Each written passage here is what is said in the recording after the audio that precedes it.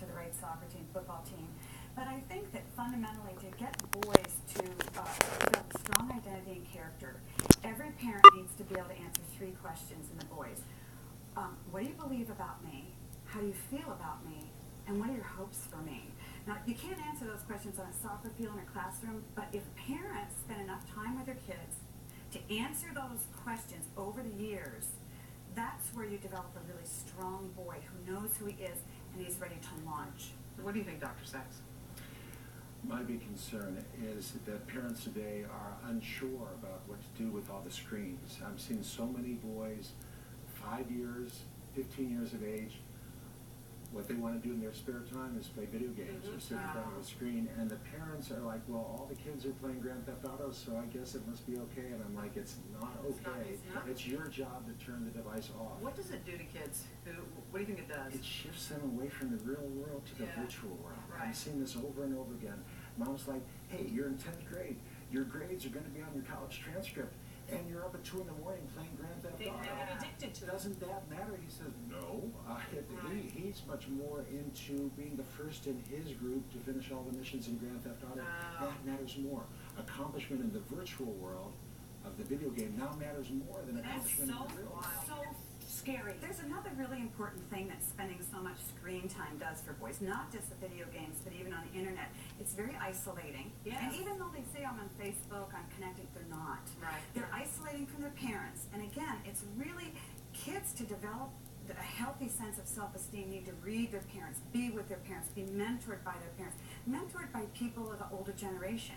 You know, it's not just about, sticking with your peers. So kids are boys are very lonely. Right.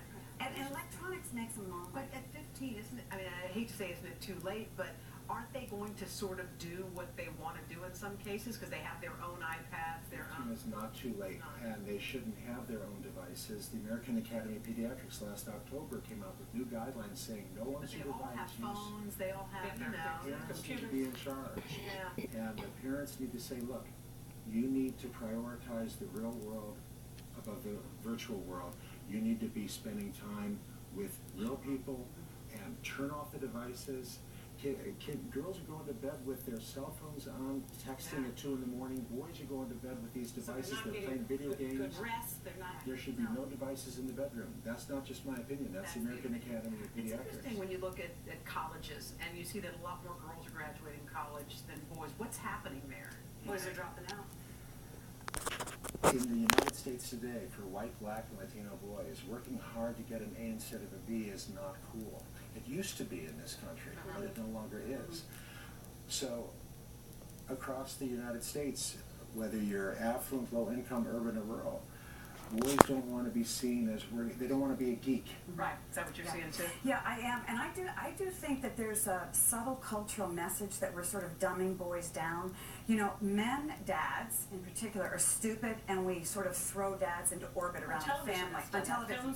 Yeah, all dads on television are stupid. They're, little kids laugh at it. The butt of every joke. And I think it trickles down to boys. Yeah. I really do. I think that boys feel that maleness is not appealing. They don't know what to be. They don't know whether to be assertive, to be kind, compassionate, whatever. So I think they're very isolated. They're very confused, and I think we're dumbing them down.